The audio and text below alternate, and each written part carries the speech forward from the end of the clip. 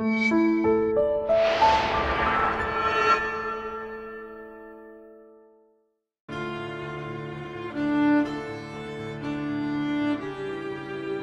everyone! Welcome to Batmania. I'm Captain Logan. And today, Eric and I begin our long journey through the history of Batman on film. We're going to be doing commentaries for every single Batman movie that has Batman in the title of it. So live action and animated, and not Justice League things. So there will be things that Batman is heavily involved in that we're not going to do commentaries for, because we just had to cut it off someplace. And we're not just doing the theatrical like we do with Marvel. We're not just like including Mask of the Phantasm because it was in theaters. Like, we're doing all the animated films from DC and all of that. And partly because that's going to get us to, interestingly, a really close number to what we had with Marvel Mania. So it's going to there have been almost as many Batman films as there have been Marvel movies, and that's part of why I wanted to do it, because I think that's interesting, and it'll feel like more of an accomplishment when we finish it. You know, if we just did the theatrical movies, like, good job, guys. There's just not that many of those. But also, of course, is it like 8? But also, of course, you know, we love Batman, and we love lots of different incarnations of Batman, and it's going to be interesting comparing them and looking at them all in such close proximity to each other. So, just like with the Marvel movies, looking at the chronology day-to-day, or relatively day-to-day, we were able to kind of look at the evolution of Marvel movies on film, and how we kind of perceived that that world as it went from a bunch of disconnected properties to ultimately a lot of them being in the same universe. We're going to kind of have an interesting experience like that with Batman, where we're going to get to see, you know, where we were and where we are now, and kind of the various eras of what we expected Batman to be, versus now where kind of everything goes and we're much more all-inclusive. And I think we'll really see that unfold, especially when we get to more recent things like the Lego Batman movie and Return of the Caped Crusaders, where we have these things that are like encapsulating the history of Batman and giving you these kind of love letters to every permutation of it. You wouldn't have seen a thing like that in 1992, where we were, it's got to be the dark and gritty, you know, broody Batman. Well, and because for a lot of people, the 60s Batman ruined Batman for a long time. Right up to 89, they were still trying to make it a commentary. Or a comedy. Yeah, right. What was it? Bill Murray and Eddie Murphy? Something like that? Yeah, I've heard the Eddie Murphy thing. Oh, that's true. Yeah, I forgot about Bill Murray. Which, by the way, I wish happened. Like, I just want to see what that movie looks like. Because Bill Murray's not that far off from Michael Keaton. And then weirdly it starts to kind of degenerate into a not nearly as clever and fun, you know, version, like almost a like watered down, if such a thing is possible, version of Adam West when you got to Batman and Robin. Batman has a similar track record, I think, to James Bond. Where, like, we keep resetting it and going back and like, no, we're going to be dark about this. Where it's really Batman, and after a couple of films, cheesy again. You start, because you get so big, and it just you lose that. James Bond keeps having that, and I think Batman does too. Yeah, and it can start to feel kind of sterile.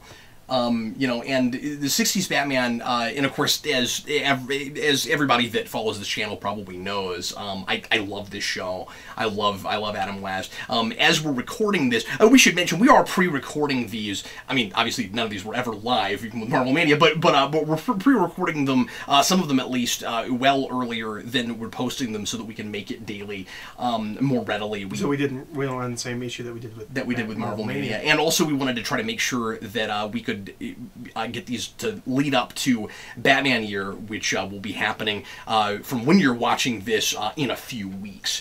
So, but anyway, but as a lot of people know, I love this show and this movie, and I think it knows exactly what it was, and it's not just a camp fest, but also a satire, and it gets that. And then when you got to something like Batman and Robin, it got really sterile about it, and it was just, we have to rush something out, and the studio thinks it needs to be silly and fun, and so, and we don't really know how to make it clever, because this isn't really what we want to make, and this is what they wanted to make. Because the thing is, Joel Schumacher wasn't the guy to make campy Batman. Yeah.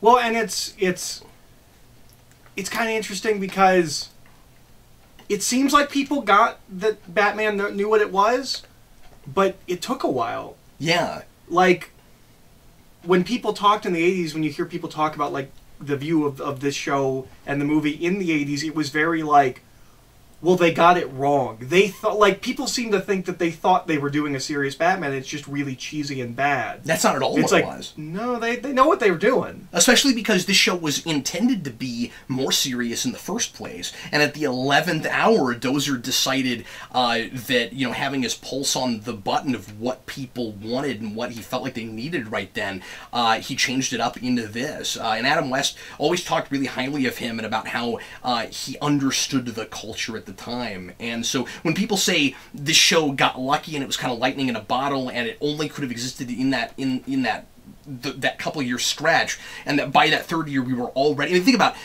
the difference between 1969 and 1966 is almost like there's a decade in between. You know what I mean? And we were already starting to get into that more kind of cynical and rough sensibilities of the 70s when we started getting by then you're getting Planet of the Apes in 2001 and things like that. Yeah, and even look at how the music is changing. Yeah. You know, and so you know the difference between the kind of you know, flowery poppy stuff versus the Doors, you know, it's just this huge... Just the Beatles going through the 60s. Yeah, absolutely. Well, and they're a different thing with 3 years in between. And so the point I'm trying to make is, it wasn't lucky. Dozer got that, is kind of my opinion. And then the problem was just, it couldn't last forever because the culture moved past it real quick. When your finger's on the pulse, the pulse moves. Yeah, so this... Not a perfect metaphor.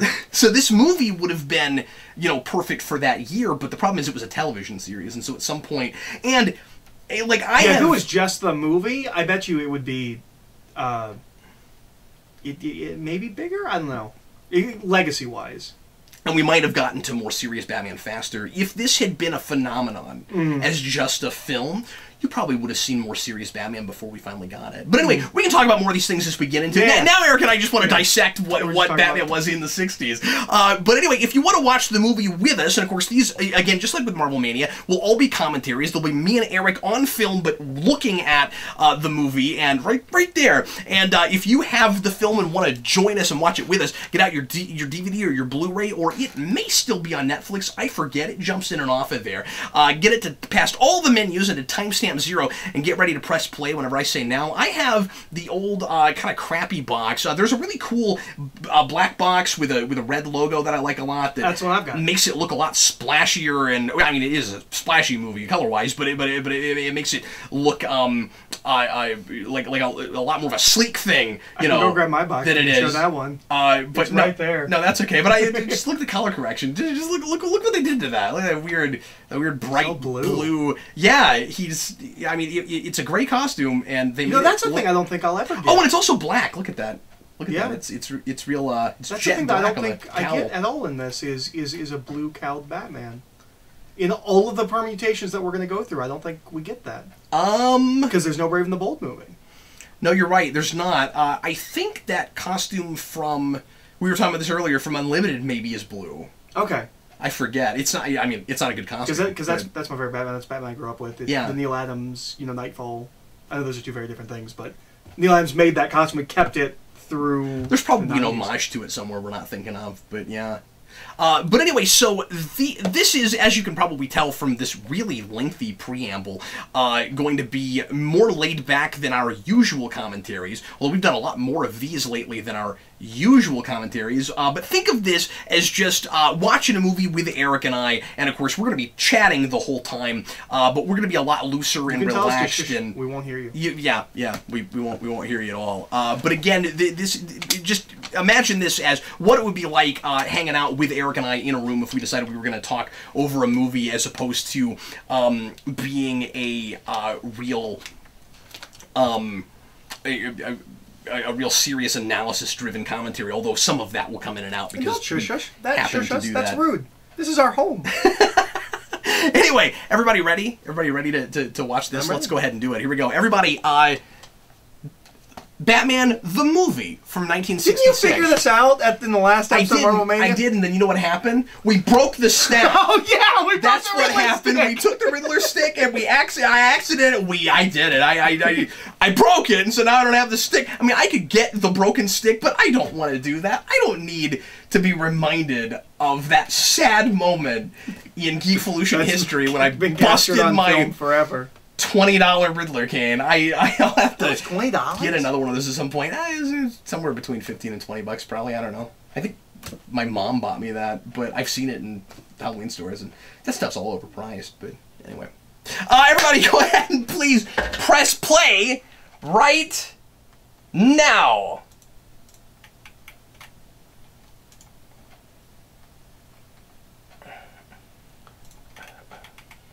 So I think it's interesting. I don't know if a lot of people understand really how big this show was. Yeah.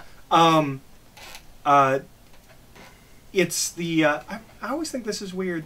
Oh, I love this. It's hilarious. And part of this is they felt the need, I guess if you hadn't seen the TV show, to let you know what it is. Yeah, it says you're right there, pure escapism. Yeah. But it's been said, you might as well say theater of the absurd in, as Adam West always calls it. It's, as he always called it. We should mention that we are recording this just a few days after Adam West passed away. There is a part of me that kind of wishes we could have posted it right now as a tribute to Adam West, but anyway, I'm sorry, what were you saying? It's been said many times that the 60s can be defined by the 3 Bs, which is Beatles, Bond, and Batman. Mm-hmm. Like, this was, everyone watched this. Yeah. And one of the things I think is interesting is most people older than us, by a generation, also grew up with this in the 70s on reruns. Sure. It kind of had that Star Trek thing. 2 generations. Except that it was bigger than Star Trek when it was actually on. This soundtrack doesn't get enough love, and by the way, I haven't listened to it yet, but I have a CD of the soundtrack. They finally put it out for this year, and one of our subscribers sent it to us. And this intro music is really cool because it integrates all of the villain motifs into the soundtrack, but it also... The music is by Nelson Riddle? Yeah, that's right. That's like the Batman is one of the producers is Joseph Kerr. That's great. But yeah, but it also gives you all the main beats that you're going to hear throughout the film, and of course this was just before we started getting away from these kinds of credits where we put everything up front and then had very little at the end. This is for most of my life, still kind of now, this is the majority of my experience with this show. And that's true for a lot of people. Because growing up, it wasn't available. This is the only thing that was available. I mean, I caught some episodes on TV Land, but I think this is the only Catwoman I've ever seen. Interesting. I guess that it would be at that point. Yeah. And you've shown me a couple episodes here and there of the show, but this is the majority of my I'll have to show you more of it. With the show. And that was really sad. You got to the point where it was also the only archive footage you ever saw. Yeah. Yeah. Well, and because of this opening, I remember this from when I was a kid. I remember very specifically thinking that this show basically didn't have Bruce Wayne and Dick, because this is all you will see of them, really, except for when he goes undercover with Catwoman later. I remember thinking, like, oh, this show doesn't have a Bruce Wayne, like, personal life like the animated series that I was used to. Right. And he does, but he's not out of costume very often. Yeah, yeah. And I remember thinking that as a kid, being like, oh, he's, like, always Batman in this. Yeah. Also, I remember spending a lot of time trying to figure out how the pole works.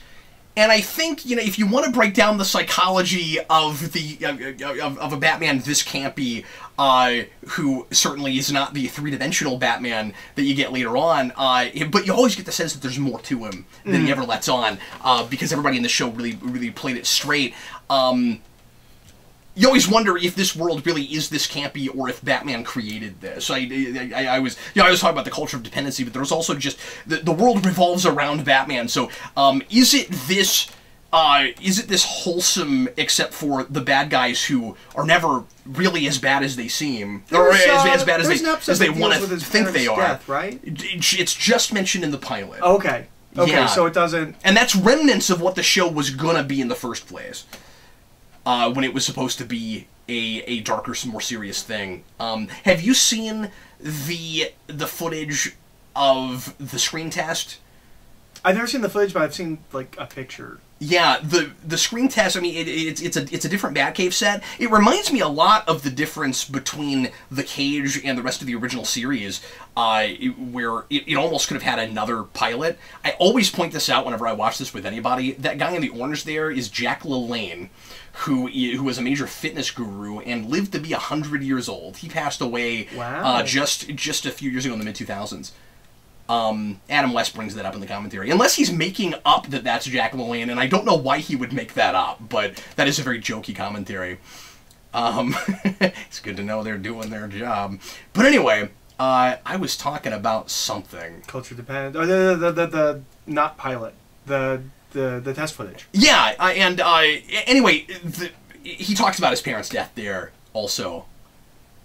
And I've wondered. And has his cowl off in the Batcave. He doesn't do that very much, interesting. if at all, during the show. I've wondered. And I know people have talked about like what would have happened if that show had gotten made, the more serious show. Good question. I don't think it's actually that big of a question. I think we got our answer with the Green Hornet. Yeah, because the Green Hornet is the show that I think this would have been. Maybe some more colorful villains, but it didn't take off. But the question is, how much of people's love for this show is because of the fun, silly campiness and the puns and the absurdity, and how much of it is just the look and the aesthetic? If you still had that, might it have caught on the way it did? And that becomes the difference, once again, maybe between mid-60s and early 70s. If Dozer had made this show in 1971, he would have made the show. I think that he almost made in the first place. You know, something closer to that, and then it might have taken on. And they had a major detective novel writer on for that pilot. Yeah, and it would have been more of an actual detective show, and this is more of a parody of those. The credited writer for this is Lorenzo Simple Jr. Yes, who did Flash Gordon, I think. Oh, really? He writes something else. I just know him from this. He did a lot of the show. He writes something else that's really campy, and I can't remember exactly. I don't think it's Barbarella. I think it's Flash Gordon. But he's brought in on another project that's real campy. I think it's Flash Gordon. One thing that's really nice about this movie is if it's all you experienced, you would be right at home watching the show because it's the same. Yeah. It's the same team. It's the same group. I'm glad it came out the same year that the show started, just so that we don't have that confusion. So when people say Batman 1966 or Batman 66, we're talking about the same thing because the show was on for 3 years. A lot of people mistakenly used to think that this movie came out as the pilot for the show. That's not true. It came out between the first and second season. Yeah, and I believe they had already shot a season before they did this, and so these villains had already been on screen. With the exception of Lee Merryweather, because we already had Julie Newmar's Catwoman in the first season. Well, and the obvious thing would be that this gets them a lot of stuff that they use for seasons 2 and 3 with gadgets and stuff. In the first season, yeah. So it would follow that it was made after. Although mostly just the boat, which isn't used that much. Yeah, and some people go back and look at the scene and complain about how fake the shark is. It's important to remember, I mean, and it would have been okay anyway because of the goofiness of the show, but let's remember, it's not supposed to be a real shark in the first place. It is a fake shark. Yep. In the context of this, it's a fake shark. I love the different repellents. And there's a Barracuda spray. It's probably not that far, because the Bat helicopter only goes over the water. He only needs water-based sprays. That's a good point. Well, maybe he loaded it up because he knew where he was going. That might be. Because he's always prepared. He called ahead. That's right. That's right. Well, and there's a whole thing about Jaws, about how there was supposed to be a robotic shark and it wasn't working, and that's why Jaws is the masterpiece that it is. Yeah, right. You probably would not have looked far off from this. I mean, it doesn't look far off from this at the end of Jaws. I mean, it's a little bit more detailed, it's a little scarier, but yeah, that's real still a big rubber shark. Not because they were being artistic, but because by necessity it wasn't working. I've always questioned that. Unfortunately, did not help out Hitchhiker in the mid '80s with Zaphod Beeblebrox, but that's neither here nor there. This is something that's I've always thought was weird, even as a kid, that he gets like halfway down and then does the like circus kid thing where he leans back. Like, just hand it down to him. Like, why do you have to do this fancy thing? Does the rolling help? Yeah. It does in Zelda. Rolling, you get way faster. I want to mention real quick in catching up. First of all, the helicopter, for whatever reason, you don't get new footage of in the show. And even though they built it and they have it, they don't use it. I don't believe, to my recollection, anywhere there's new footage of that. Anytime you see it, it's archive footage from this. I believe there may be one or two things, but it always especially feels like it's kind of archive footage. The other thing I want to mention is just how much I love that opening title sequence. We didn't talk too much about that. It's beautiful. And that made my top 10 superhero opening title sequences. We talked about some of those in Marvel Mania. There are a couple of Batman ones. I think it's interesting growing up. I'm going to keep going back to my childhood. Sure, yeah. Hard not to, of course, with this. Growing up... as a kid, I always knew that this was less serious. One of the things I think is really brilliant about this show is that, for the most part, it plays to kids and adults on very different levels. For a kid, it's a fun adventure show. For adults, it's a comedy. But because I grew up with the animated series, this is so much lighter than the animated series that I didn't exactly have that. It was still Batman, but I always knew there was something different about it. And I don't think that I got that it was a comedy, but I knew that there was something different about it. Yeah, the difference between me and you is I started with this because the animated series didn't begin until I was 7. And so... 7 or 8. So, like, I had already seen... I had already seen 89 Returns by then, but I saw this a lot more often, of course, than I saw Darker Batman. And, I have no idea how early I saw this, how little I was. But I probably 5 or 6. Yeah, I was too. But once again, I saw 89 when it came out, and I was 5. So it's hard to tell. But my recollections of the show were always, it is just as serious and dark as every other Batman. And I think it was, and obviously I realized they were different things. And by the time I was, 8 or 10, I got that that I was looking at something very different and maybe even more sophisticated with the animated series. But what I always got from this show was more of a sense of unnervingness. It felt like such a different world and such an unreality that it almost creeped me out on a different level than some of the things that are disturbing in serious Batman stories. Just because it was wrong, it was off, it was really heightened. And I only have recollections of watching this movie late at night, or watching the show late at night. I've talked about this before, and I'll talk about it again. Not even here, like again, in the future. It will come up. The breaking the reality of the superhero, there are certain things about superheroes that just kind of, you have to let go if you want to tell superhero stories, because they don't actually make sense. Yeah. But I remember, as a kid, like, this all makes sense to me. It's perfectly logical that they know what criminals are about right now. They've got pictures of them. Like, it exists in that world. And that's one of the things I really like about this is, it doesn't make sense, but, like, it's kind of a consistent world. It kind of knows how it operates, and as a kid, it's almost like the Power Rangers thing, where like it's a lot easier to kind of latch on to, this is how this world operates than it is as an adult, where of course it's absurd. Yeah.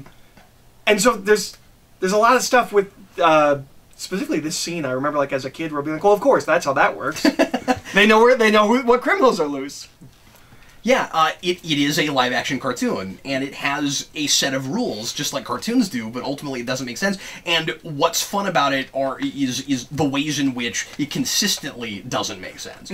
So you have a lot of things that work out by way of coincidence, and obviously all the riddles, and this is a goofy detective story. Oh yes, of course, it's the only possible answer.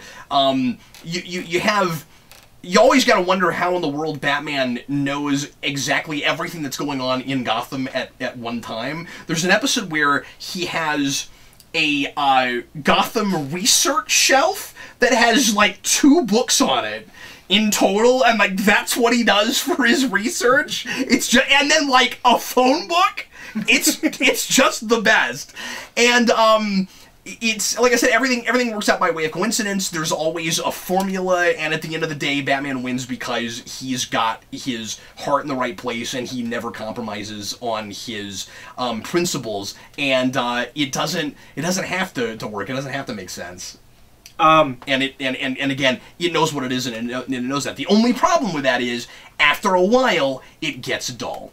Yes. And I've said this before, but when I was working on, a couple years ago, when I was working on the Superhero Rewind, I binged this show, and it's one of the worst things ever to binge. It was really difficult to keep my stamina and my momentum up with it, because it all starts to run together. Well, and that's the thing I think this movie has. Yeah. Is it's a little long. And, like, it's not that long, but it's a little long for the material. Yeah, and there are Which is interesting, because the shows are hour-long shows. Yeah, they are. Put together, and there are 2 3-parters. But they weren't designed to be watched all together like this film is. No, they weren't. So that's not a complaint about the show. And you also have to remember that, especially at the time, that familiarity is part of what keeps people coming back on a regular basis. No one's going to have the opportunity to watch them back to back to back to back. When Catwoman's coming up the stairs and the pirate refers to her as Catwoman, she's never used my real name. That makes sense to me as a kid. Yeah. But like, of course, she is Catwoman, he is the Riddler. I just love that. That's just who they are. That's a great suit. They're not just wearing Halloween costumes, they're playing on a playground. Yeah, that's exactly it. You know, they have they are adults working with a script to a degree, except for the adult satire that's here in the innuendo, which is why it works on different levels. But as far as the way it's plotted, it's like a second grader wrote it. Yeah, no, absolutely. And that's one of the reasons every major actor in Hollywood, for the most part, wanted to be in the show, because you're free to go as big as you possibly can, and they love that, and they get and everybody, nearly all the villains, the villain actors who worked on the show talk about that and Adam West and Burt Ward too, of course, that you get to go back to when you were a kid, and you get to do that kind of acting. And I think part of the reason they loved it so much was because that the nostalgia for being a kid playing on a playground or whatever is got to be a lot of what gets a lot of people wanting to act in the first place. Yeah. You know, lets you find that inner child again. This scene, for some reason, like, always stuck with me as a kid. That, like, somehow the Joker is rusing this guy because he's a little pale because he works down below, and, like, that whole thing, I don't know. This scene is really distinct to me, and I don't know why. And when he goes outside, and there's just the people moving. Yeah. It took me years before I understood what in the world was going on here. The fact that they're not actually at sea, and he's supposed to think, like, when I was a kid, I did not get what was going on there, and I was disoriented. It took me a while to even realize that, oh yeah, they're not at sea, even though they established that shot there, just because I was a kid, and then they're in a submarine later, and that all started to kind of mix together, probably. So I have a question, and yeah. maybe you know the answer. So the villains of this film are the big four. Yeah. And I think we've probably gotten maybe a bit away from this, just because generational stuff, but... like what Batman villains are most popular? Yeah. Yeah. And so this defined for multiple generations, like, of course, after '89, you would do Penguin, Catwoman, or the Riddler. Right. Of course, the next movie would be the Riddler after that. Yeah. Because these are the big villains. These are the Batman villains. I think Penguin's fallen off a lot in popularity since, but and interestingly, I think even just after this, Two-Face probably would have been the next one, maybe. And he was very popular in the comics, especially through the 70s and 80s. And the Riddler's really popular, and no one really knows why, because like there aren't great Riddler stories. Like nobody really knows why they love the Riddler. Just people love the Riddler. I want to give Gorshin all the credit. It probably because I just goes love Gorshin, and he seems so manic, and everybody uses that word with Gorshin. He was one of the villains, except for Newmar early on, who felt like he actually could do really terrible, horrible things to you. Well, and obviously there must be more going on in the back of his Riddler mind. only appears in like one issue or something before this show. That's no, this show right. makes the Riddler. Yep. But they make this movie while they're making the TV show, or do they finish the first season? Like, do they have time? I think they did it after they made this. I don't remember anymore, honestly. Did they know that this was the big four? Did they have time to get audience reactions and go like, okay, these are the four they really like? Or was it just, because I've not watched a lot of the show, is that a thing where the show treats it like that? Probably based more on what villains they most like to write and the ones that they kept making scripts for. I mean, Burgess and the actors they like to work with. Burgess Meredith wanted to be there every time he could be there. There are way too many Penguin episodes because Burgess Meredith just, I think, kind of wanted to be a regular on the show and would have been the big bad forever if he could have been. Gorshin is the first. Yes. That's important. Yes. To remember. And Gorshin invents the suit in that first episode. Catwoman gives you the sexual tension and allows for all the innuendo that they like to do, pushing those envelopes, seeing what they can push past the censors. And the Joker is already the Joker. I mean, he's still, even before this, was still probably considered Batman's arch nemesis. Yeah, and Cesar Romero was a big deal. So some of it was, which is interesting because I assume most people only know him from this. Yeah, he was your big get. And there were others too, but especially because he frequented the show so much. But I think that's interesting that this really kind of defined like public perception of Batman's big villains. Yeah, especially you would not have the Riddler popularity, as we said, without the show. I went back and do I have? Yeah, I bought the trade that compiles a lot of Riddler stories from the very beginning, all the way up until a few years ago, that they put out. Is that the Arkham one? Yes, that they put out right recently in just a few. Oh, you can see it from here. Yeah. No, no, but I've seen it before. Yeah, I just forgot that I had it over there. But anyway, I did a text review of that when it came out, and yeah, it's great. It's clearly a toy. The submarine, and there are toys that get real close to that submarine. I don't think we've ever come right out and just made a 66 one unless there was a toy of it at the time. And there's a lot of Batman 66 merchandise from the time period. But there's an Imaginext toy that goes back and kind of does the the Penguin submarine, and there's I think there might be a Lego thing that does it. But anyway, that first issue was in, I want to say 48. Somewhere around late 40s that has the Riddler in it. They don't do the Riddler again until I think just before this show comes out, or it might have been right after, but I thought it was like early 60s. I don't remember, it's been a while since I've reviewed that. But it's over a decade in between, and they still go back and call back to that first issue and make it a direct sequel to it. And we did a lot of that back in the 60s and 70s. I was a little surprised by it with that. You'll actually find that in a thing we will have reviewed by the time this comes out, but have not reviewed yet. We used to care about continuity, man. Yeah. I think it's interesting. Like, this show, the Joker's not a big deal, right? Like, he's one of the big four, but, like, he is not... Is he the arch nemesis of the show? Like, is it a huge deal when the Joker shows up, or is he just one of the rogues? Sometimes they play it with a little bit more grandeur than other times. The three-parter where... I'm pretty sure this is this episode where Robin gets eaten by the giant clam. They play it with more grandeur in that. That's the Zodiac Crimes, where the Joker is trying to pull off a dozen crimes based on the signs of the Zodiac. Wow, that's really topical. That's why it takes 3 episodes, because he does like 4 each episode. Or I think that's topical. I'm not sure if the Zodiac Killer had started yet. I think he had. I'm honestly not sure. Because that'd be a real poor taste if the Zodiac Killer had started.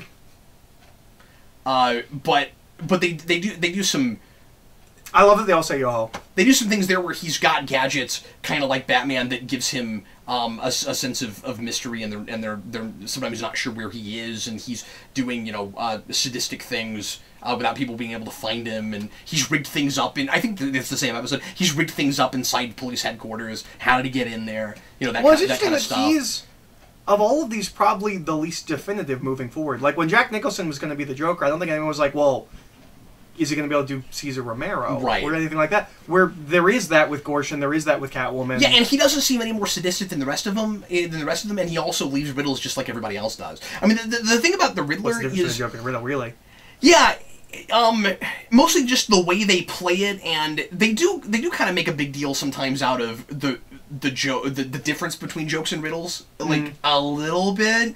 But that's the formula of the show, is you're left a clue and you have to go figure it out. It's really obscure, but he always figures out what it is. I think maybe one of the reasons that the Riddler is so big with this show is just because, to a degree, everybody in the show is kind of the Riddler. Mm-hmm.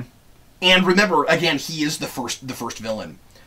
C is for Catwoman is one of my favorites in this movie. Yeah, absurd riddles. And here in a little bit, we'll get a Sparrow with a machine gun. Yeah, that's my favorite. Yeah, a Sparrow with a machine gun. So we're about to get. Right, but that one doesn't track at all. What I like about the C one is that it's C. C is for Catwoman. It kind of tracks, but doesn't make sense. So here in a second, we're gonna get my favorite Adam West line of all time. And as much as I love the show, I mean, it's crazy that my favorite line is in this movie because there's so much great stuff in the show. And some of it is I did see this more often than I did than I did the show. Yeah. So it is a thing, and I didn't see every episode. When I was a kid, I used to tell people I'd seen every episode of that show. I don't know what I was thinking. I probably didn't see a sixth of it. But here it comes. He's going to try to deflect the torpedoes. I remember this scene being... He's got a gadget for it. Which you now have. Yes, I have one of those. I should have pulled it out. Eric bought me one. It looks just like that. Yeah, it does. Perfect. It's wonderful. really accurate. Yep. Well, that one doesn't light up, and yours does. Yours is better. It is. Maybe he's just not lighting up right now. It would have been really cool though if it lit up and then once the batteries are dead, it stopped lighting up. That's what that's what they should have done. But no, I don't want to say it till we get there. I remember as a kid, this was a really tense scene, and having to have the resolution explained to me because you don't see it. It happens off screen. We have a lot of different random death traps, but they don't play the same way they do in the show because, of course, there's not time in between and we don't have the narrator talking. And so I always thought it was kind of easy to forget that this was part of the formula just taken to a theatrical length degree where we just keep doing multiple death traps and we do unconventional ones for this show. So like he's not really tied down at any point. Like, here it is, confound it, the batteries are dead. It's my favorite. He's tied down here by magnetism. Oh no, he does get tied up later when he's out of costume. Yeah, I forgot about that. You know what? Come to think of it, especially if you count like the bomb, just because he can't throw it, and arguably, see, I wish that had been more intentional. Where it was like we intentionally, because I don't think it was, where like we intentionally, the villains light a bomb on fire, or light a fuse, and then run away, and they know that Batman might blow himself up because he's too kind-hearted and he won't let anyone die. But I don't think it's that sadistic. Maybe it isn't. Honestly, I don't remember. You see, we just cut. Yeah. As a kid, I had to have what happened be explained to me. But he just explains it. I was like 5. Yeah. Oh, I love that. those are sometimes my favorite resolutions to the death traps, where it just, how could he possibly have gotten out of really it? Cool there. And then with the cape in front of him, and they're playing Tiddlywinks. Here's what I love about the Tiddlywinks. That's the classified waste there. When we think about the show, we always think of the signs in the Batcave, but there are signs everywhere, and they're wonderful, because they're so specific and distinct, and just what a person pointing at a thing would call something, and then we just write that on there. What I love about this is so funny, and just the satire here about people in government being apathetic and not really caring about what they're doing, and not thinking about the magnitude of having their fingers on the button and whatever. But I love making things that literal, where and this was a thing more at that time than you hear it now. But when someone is like it's a figure of speech. When somebody's lazy, and they're just sitting around with like their head in the clouds. What are you doing? Playing Tiddlywinks? They are literally playing Tiddlywinks. I love that.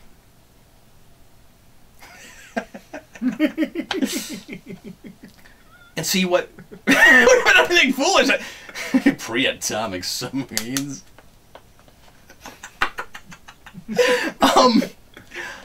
But what Batman never quite realizes is that some of that is his fault. He solves every problem, and the police and even the military often don't have any practice at doing their jobs. Here's a discussion we'll probably have to have at some point. Is this Commissioner Gordon or Pat Hingle more incompetent? It's really hard not to say Pat Hingle. By the time we get to Forever and Batman and Robin, it feels like it's got to be him. Yeah, and it didn't feel like it was on purpose in '89. No, but and I don't know how incompetent he was really in '89. It feels weird at the end that when that you light a signal to get a guy to come help you who just dropped a man from a building and you don't care. It's not just that. It's also that his police precinct is full of thieves and criminals. And so when he's like, who's on that? And he's like, it's Grissom. Grissom! And it's like, he's on your force. He is one of your police officers. Grissom's the mob boss. Sorry, it's not Grissom. It's and then it's hard not to think of Flash, but it's the guy who's in that same not role. Flash, Eggheart. Eggheart, think about the future. But yeah, he's like, Eggheart, and it's like, well... Why don't you broadcast it? Maybe don't have that guy on your police force. Here comes the Sparrow with a machine gun. He gobbles up what weighs 6 ounces and sits in a tree and is very dangerous. I think the reason I love it is because of Burt Ward's delivery. Okay, so... A sparrow, and because he takes no time to think about it. Okay, that is the smartest Chief O'Hara will ever be. That is Chief O'Hara at his most brilliant. And one of the motifs that I picked up on watching the whole show in order is that, and I talk about this in the rewind, but in case you missed that, Batman hates Chief O'Hara. Oh, really? He just detests the man. I did a whole thing about it. It was one of my favorite discoveries going through it. It's a running gag, and there's an episode where they have to team up, and you can tell Batman just... Because he's everything that's wrong with the police force, and I'm reading too far into this, I'm sure, but I want to think part of it is because Batman is seeing the ultimate incompetence that he has helped to create in solving everyone's problems for them. He's a complete idiot. And there's one line in the new movie in Return of the Caped Crusaders, toward the beginning that he has that also continues the motif, and I was so excited when Chief O'Hara says stupid things. I get so excited. So we're gonna see the World Unity Building or whatever, which is the UN, which is of course in Gotham City. Of course, just like the Statue of Liberty, but it's so much fun. He's the best.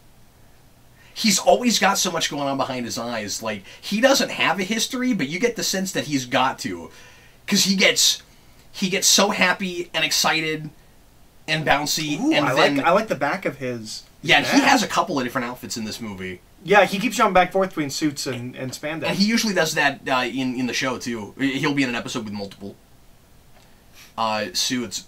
But he'll just suddenly, all at once, out of nowhere, get, like, real serious about stuff. What's in the private? You got riddles, you got jokes, you got whatever the Penguin's got, you go whatever. What's in private? That's a good question. It must be, like, their personal effects that they don't want anybody else to...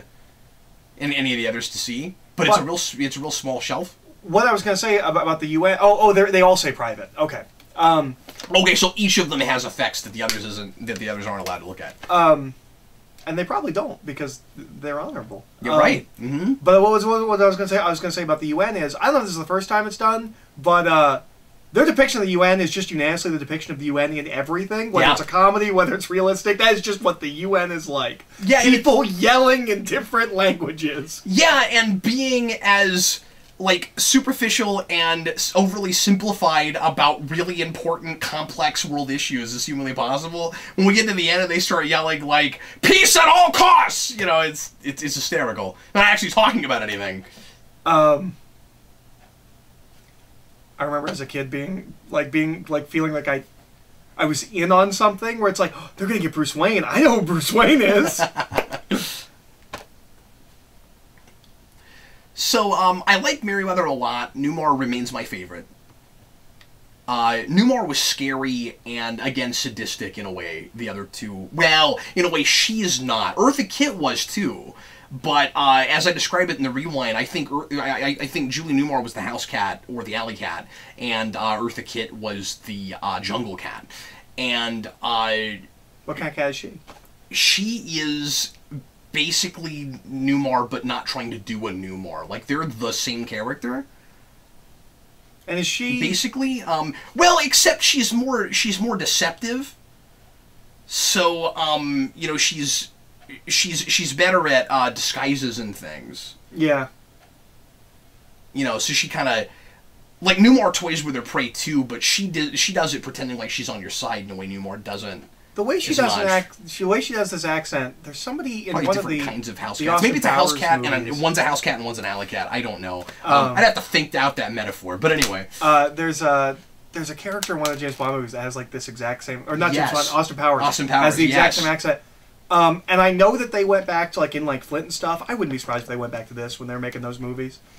I wouldn't be surprised if that was an intentional riff on that.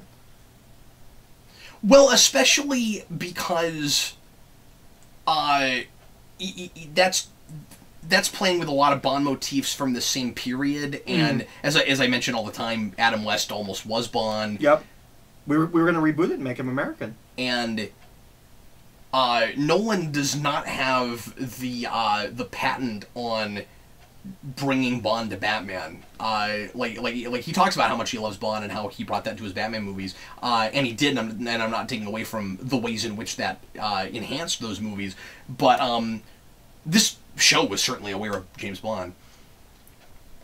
And I'm sure the show's a little bit of an influence on some of the later James Bond stuff, that later for the 60s and 70s.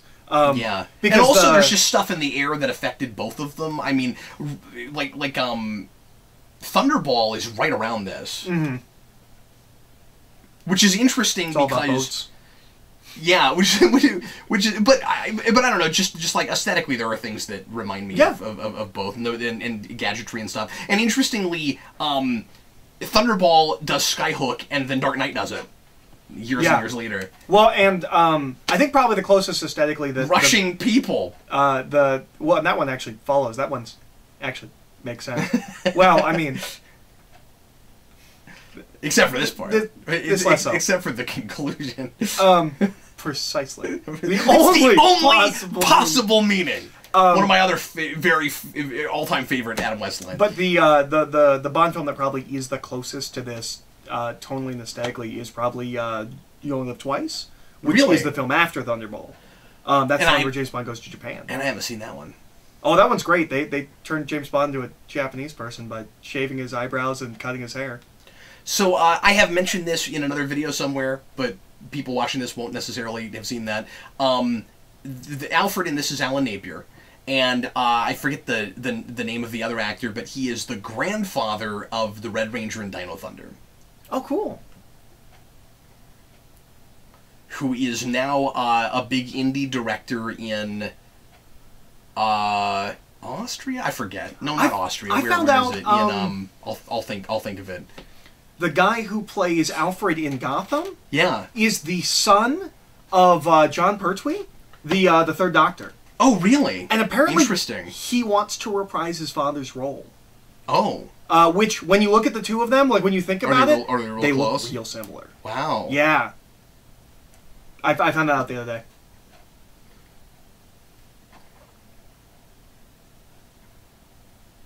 It's interesting because I remember when I was a kid at the library.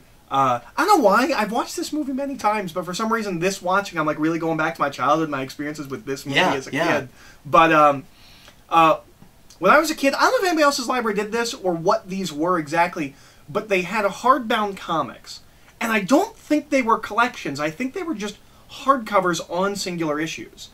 And I want to talk about this song in a second. All of the Batman ones I had were probably darker and more serious. Like, they weren't the silly 50s, 60s stuff, but they felt like this. I don't even know what the stories were, but I remember, like, the kind of car looked like it. Just, I don't know.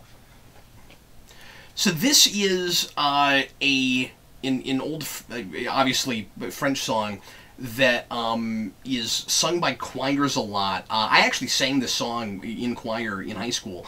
But it was the basis for the Elvis song, I Can't Help Falling in Love. Oh, really? Yeah. And if you listen to it, you can hear the melody. And I can't help falling in love with you. That's this melody. Yeah. But I have actually sung that and in French.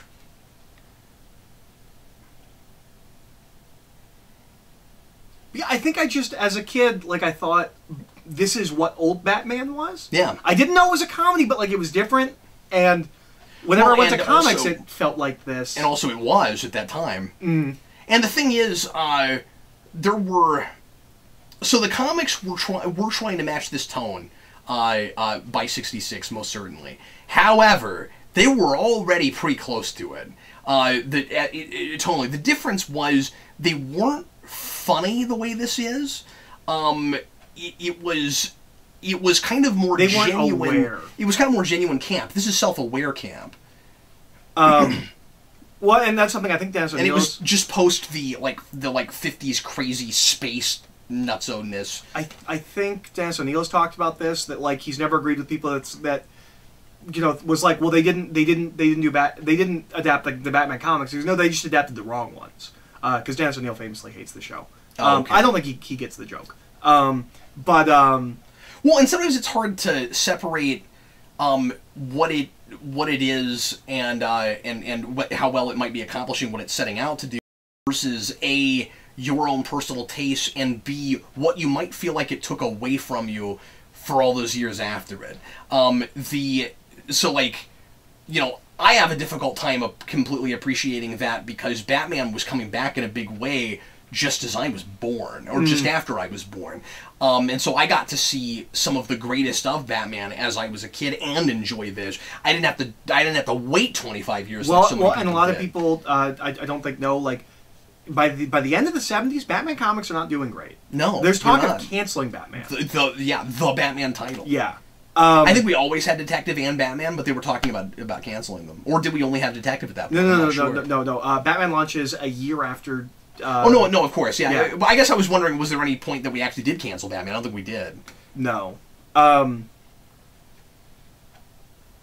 was going somewhere. Sorry. But I don't know if it was, like, on that train. I just had, like, another thing that I wanted to bring up during this, or talking about this movie. You were talking about the Batman comics. Yeah. Do you know that so the Batman comics were very silly in the 60s.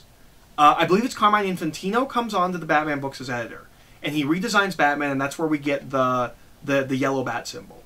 And the intention was to make the Batman books darker and serious again. Mm-hmm. And the yellow symbol was supposed to represent that. We were breaking away from the old, and we were going to do a new Batman. And then this show comes out, and they have to keep doing those kinds of Batman stories with the new design. Obviously, the show has that symbol. The yellow. Yeah. But I've always thought that was interesting. Was that like that design was supposed to? I didn't know you were trying to make it serious again. That's that design was supposed to signify the change, and it will come only a couple years after this with Neil Adams and Dennis O'Neil and some of those other guys around that time. There's one guy who's real big. We get into I don't know how to pronounce his last name. Real crime drama places. Yeah, for that stuff, and we also get away from the Underworld, and we get away from the villains, and I think that's because of this show. The villains go away for a couple of years in the early 70s, and then they have like a big comeback, or like they start just mostly doing mob bosses and those kinds of stories, and weird cults and a lot of villains that nobody ever uses again, right? Or villains that Grant Morrison used again. So you're just saying we get rid of the rogues gallery? Yeah, and I'm willing to bet that's a lot to do with this show. Yeah, fair enough. And we also move Batman into the city. He has a penthouse for most of the 70s. But he's not in Wayne Manor. The argument I make in the Rewind is, I don't know if you would have had the kind of popularity, especially in other media, of Batman without the show at all. So even though you had a 25-year period of growing pains, and kind of nothing in other media besides some cartoon shows that they all kind of do this but aren't as good. Yeah, exactly. That do it dryly and kind of generically. And that was my issue with the comics that I read from this period, is that, well, they're just kind of generic. Like, Batman doesn't have the personality he does here, and without Adam West's delivery, it's harder to bring some of that off the page. And much of the time, I thought we weren't even trying. Like, it was formulaic without the satire. I also think people don't look at this enough as a satire, and I think it really is, much of the time. Well, we talked over it. The innuendo when he's got his eyes closed, brilliant, and it's mind-boggling. It goes it goes real far. I mean it's a verbal climax, but is never inappropriate for kids. No, it's because they have no idea what's going on. It's so classy and so well done, and we don't do enough of that now. And when you're a kid and Batman finally finds out who she is, it kills you. I love these.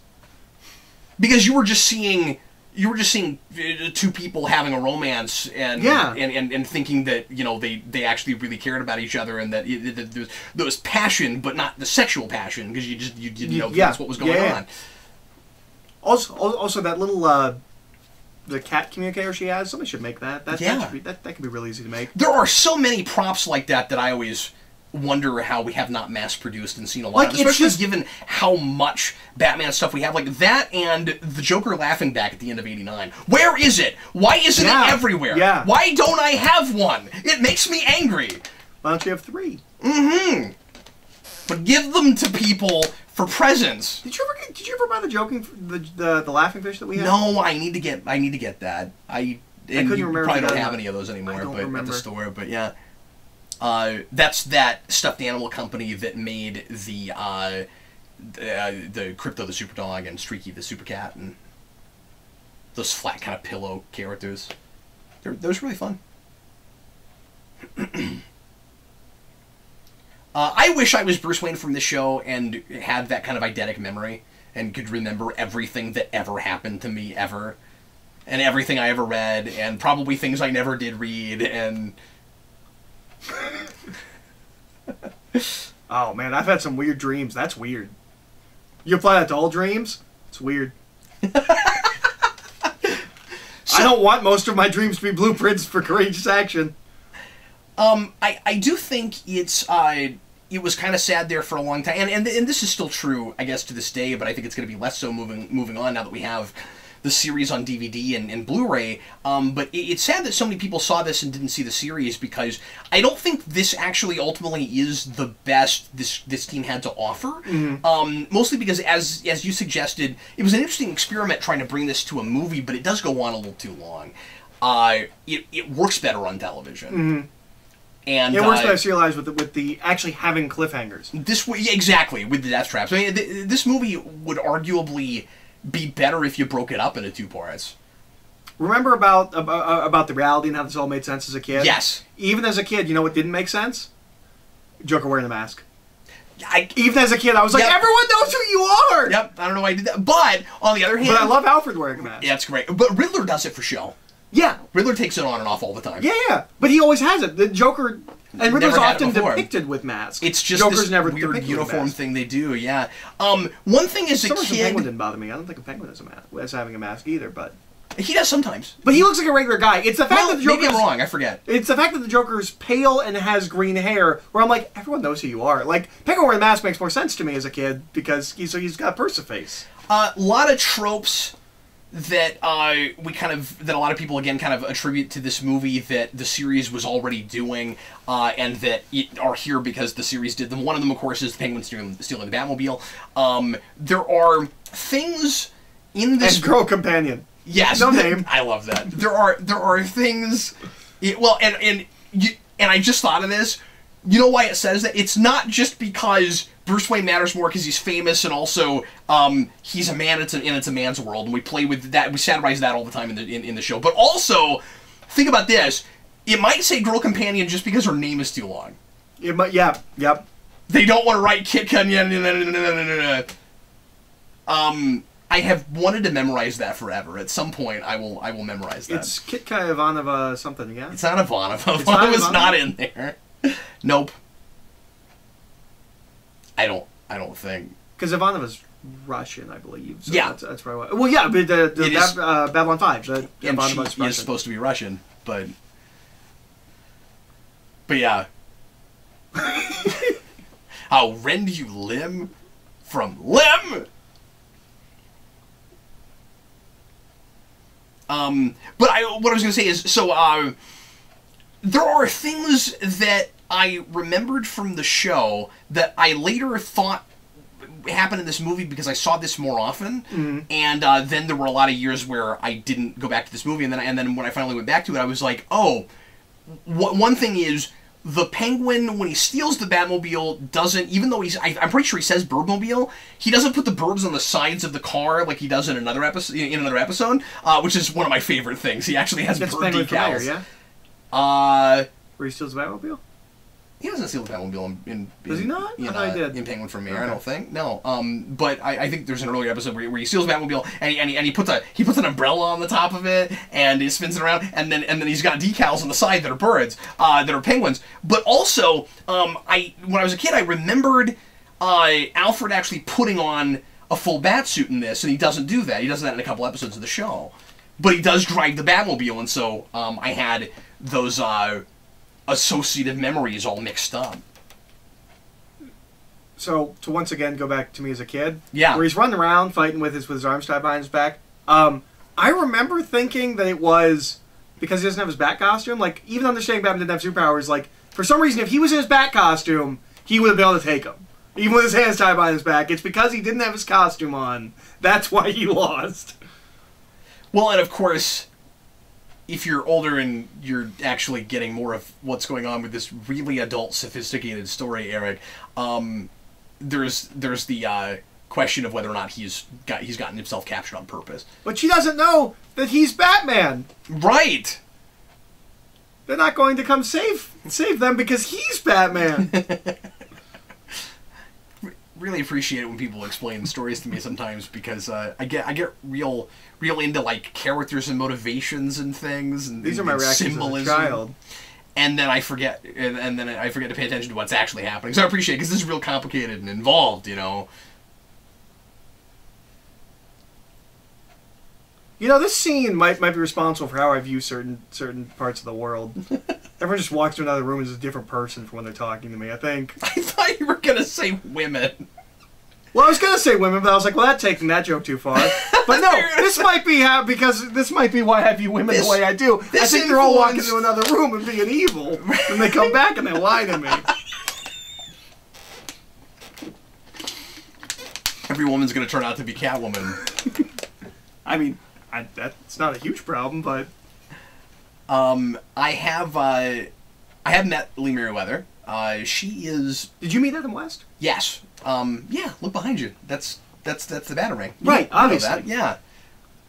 But have you ever thrown that at somebody? No, it's got Adam West's signature on it. I wish I bought one. I wish I bought two. Yeah. No, I met Adam West in I want to say 2009, 2010 at a Star Trek convention in in Oklahoma. Was he ever in Star Trek? No, but there's a lot. But that was even before conventions were as big as they are now. I mean, they were already starting to get really massive, of course, at that point. And these days we have more. I mean, we do have full-blown Star Trek conventions, but we have a lot of just straight-up pop culture shows, and a lot of Star Trek conventions were already becoming more just straight-up sci-fi and pop culture shows. And so there were more Star Trek people at that show than anybody, but if they could get Adam West, why not? I met Michael Dorn and Adam West at the same show, and those signatures were both expensive, so that's all I bought at that show. This movie probably forms a lot of my... There it goes! Right in the exploding octopus! This show probably forms, or this movie probably forms a lot of my initial impressions of Catwoman, because I never liked her in the cartoon, and Returns was scary. Sure, yeah. And again, when I was a kid, I thought Catwoman was one of, if not the scariest villains in the show.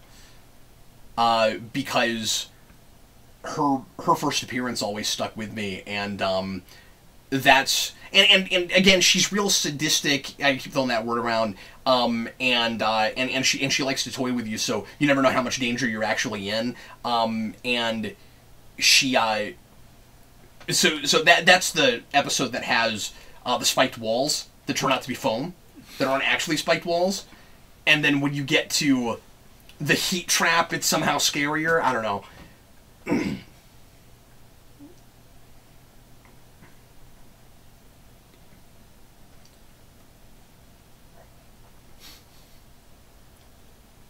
So, I think one of the things that makes this movie feel longer is it's almost episodic. We're like, okay, so we just had this adventure. We haven't even gotten to the bomb thing yet. We haven't gotten to Penguin infiltrating the Batcave. Like, there's so much stuff, and I think it just kind of builds. Like, individually, it's all part of the same story. Individually, none of it is... Like, it's all good. Yeah, we set up the climax at the real well toward the beginning with the whole UN thing. But I think that's part of... Like, the flow of this movie is off. Because I like all of that stuff individually. It's watching it all in sequence that it... And I said it's something just too real much similar when I did the rewind on this movie.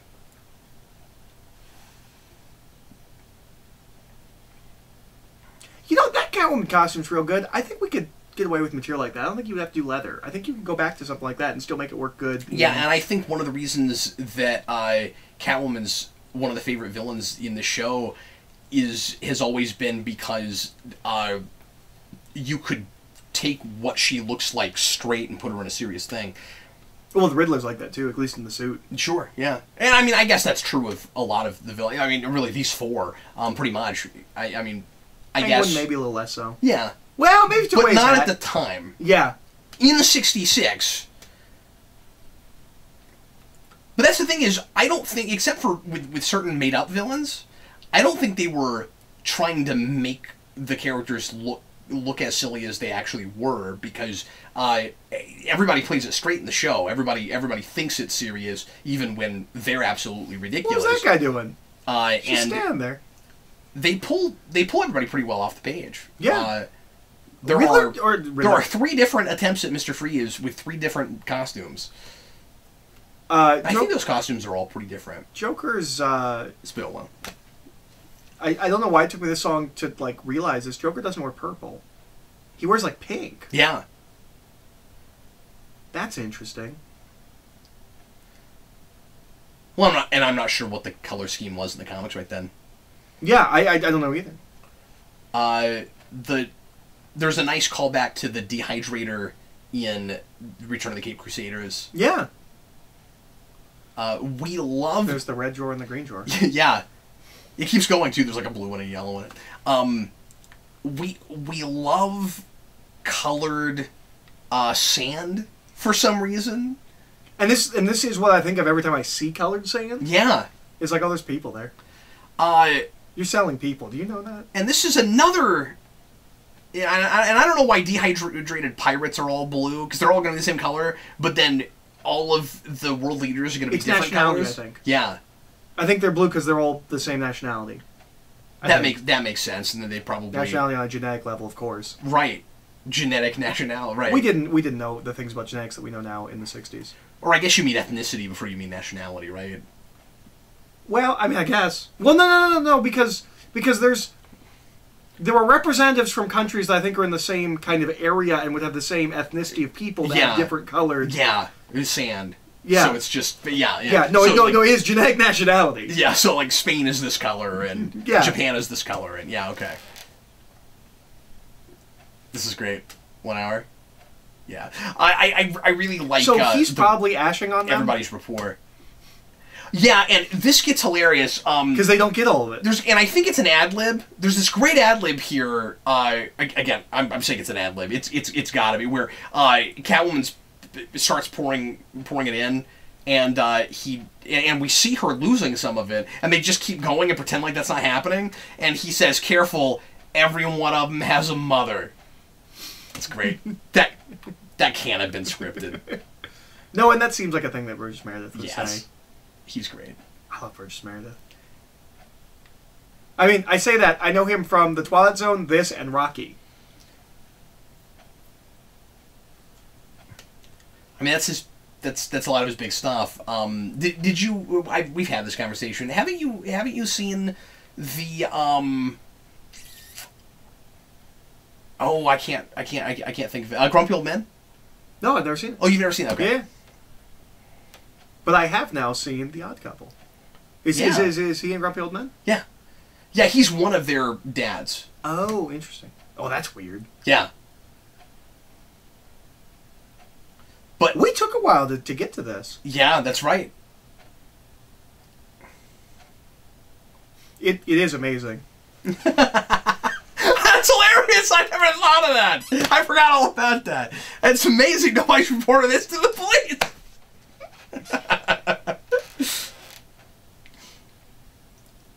Now, I have a theory about this. So I think... Why are they living there? It doesn't even make sense. That's true. Yeah, there's a bit like that in Return of the Cape Crusaders where I'm like, how come we never had anybody come out a door? And then you're like, it wouldn't have made any sense that anyone would be in there. And then there's a part where they do it in space, and I really want somebody to pop out in space. Yeah. But that's not going to happen. I can't wait till we get to that. It's right near the end. Oh, gotta wait so long. It's that, and we probably have to do that right after or right around Killing Joke.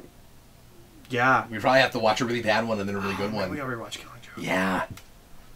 And what are we gonna say about that?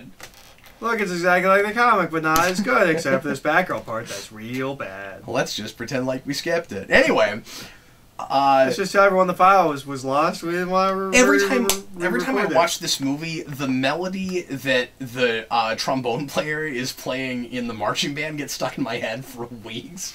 Na na na na na, and I love how it's played because it sounds like they've been playing it for hours and they really want to stop, and there's like no excitement or enthusiasm in it. It's like, nah, nah, nah. So, this is all thieves and criminals, yes? Yes.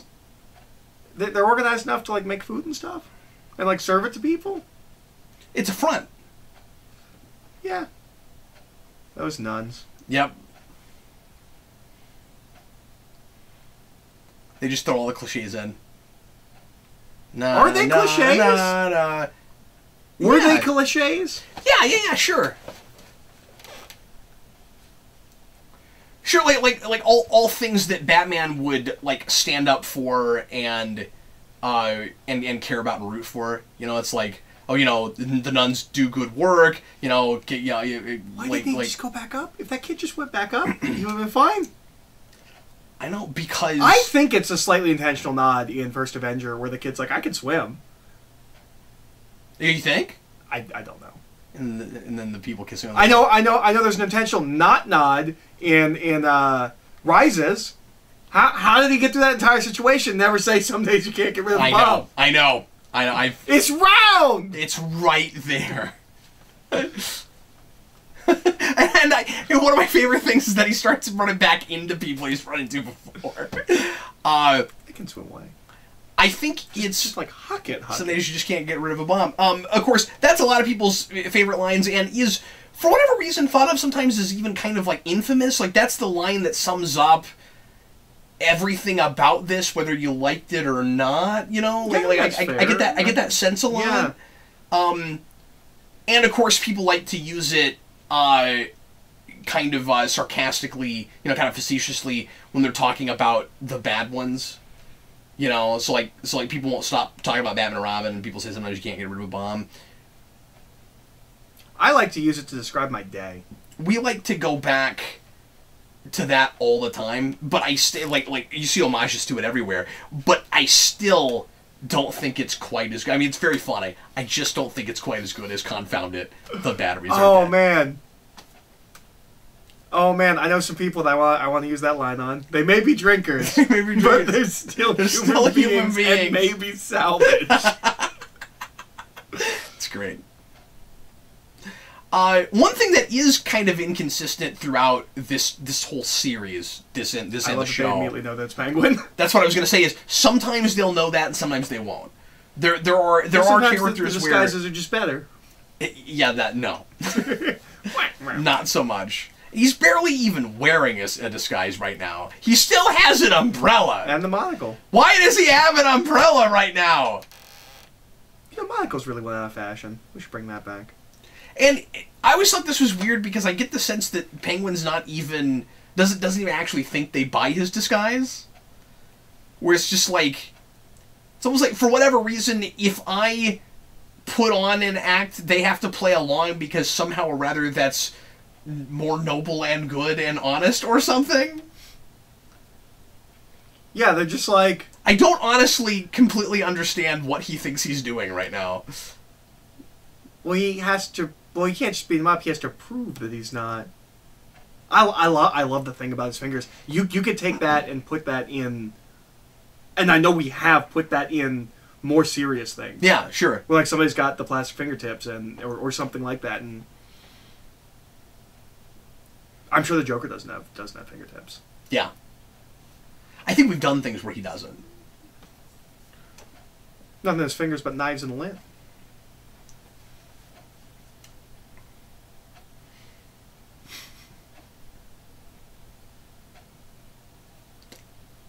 And that also, of course, is all over the series. We knock people out when we put them in the Batmobile. We do it in '89. We don't knock someone out in '89. I thought he knocked her out when... I thought he knocked out Vicky. Huh. He knocks her out when he takes... Oh, no, we cut. Okay, so this is the thing. We'll talk about it when we get to '89, but the comic book adaptation has, like, one added scene that sticks in my brain from when I read it as a kid. Where he actually knocks her out. That, yeah. Oh, okay. So you have the same thing I do with some episodes of the show, where I think they're in this, but they're not. Yeah, but I read that comic like once. I don't know why it sticks with me. I don't know, because it fills in a blank. Because that's so uncomfortable for 5 seconds that feel like an hour and a half. I think he also has a wake-up one, too. Yep. I always wanted a scene where he accidentally used knockout gas again, and then he had to... Oh, oops. He's double knocked out. Then he's real hungover when he wakes up.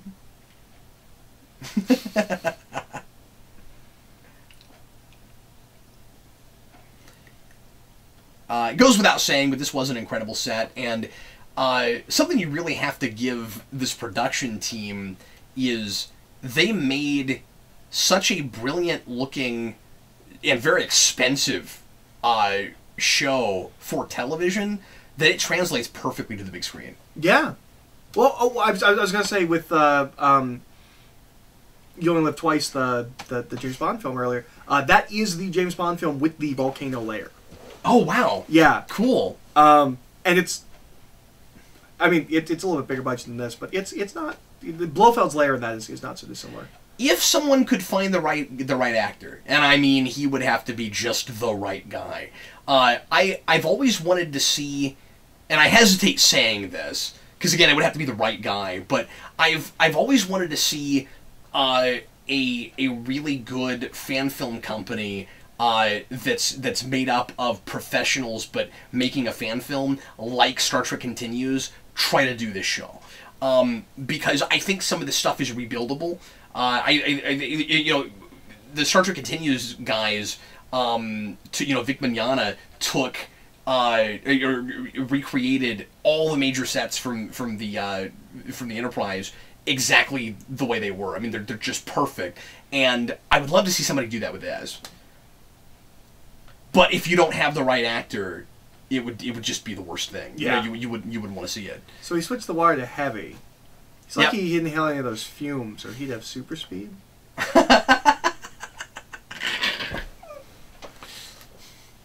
You know, like the sensible, serious Flash comics in the 50s. Right. I guess the 40s. I think 50s gives us Barry. That would make you super heavy. Mm-hmm. Yep.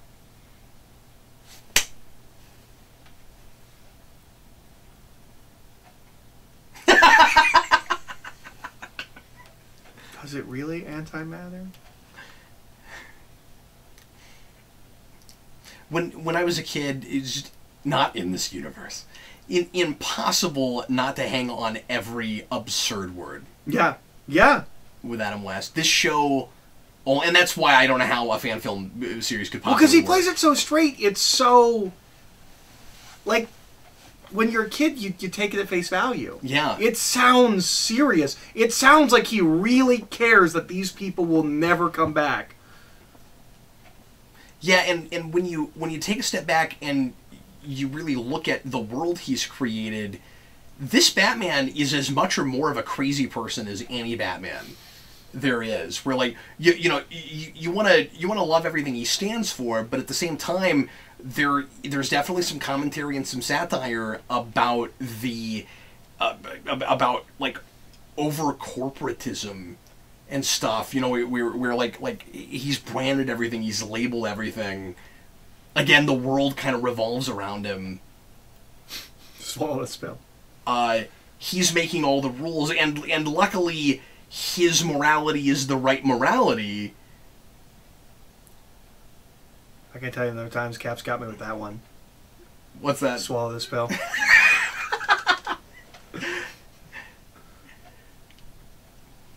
And yet the implications of it are really scary. So the only reason this Batman is a good person is because he never takes advantage of the power he's created for himself. Hey, that was Robin's reaction. Was hey. Probably the most convenient thing in this movie is that the Bat Cycle is in the bushes right over there. No, it's not convenient. It's not? No, because he chose that moment to wake him up. Oh, he that's knew right. It was there. That's right. I forgot about that.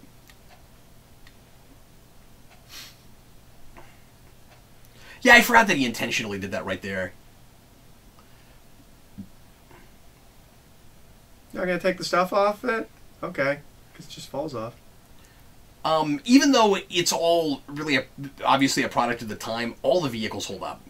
Yeah, although, Batman on the motorcycle is a thing we've kind of gotten away from. We don't do it as often.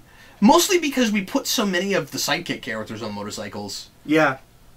I mean, we gave him a motorcycle when he's not using a Batmobile in Nolan, but it's secondary. Disengaged go-kart. Batgirl and Nightwing both, I think, kind of iconically have. I don't know about New 52 and Rebirth Batgirl, but I generally think of... there, too. Now I don't know why, This, I think, is some of the footage that we use again in the show. So do we have like a prop helicopter that we cut to inside? I have to assume so, but I don't know that. I do have a behind the scenes book that just came out for the anniversary that I haven't last year that I haven't read through yet. That probably has that information, I would imagine. I wish I'd read that before we did this. Now I'm trying to think. I don't know why I think of Batgirl with a motorcycle. She has it in this. She has it in this. It starts here. I think she has it in the animated series. But I don't think of Cassandra Cain with a motorcycle. I think a Huntress with a motorcycle. Yeah, of course. And then the majority of what I'm reading would have been...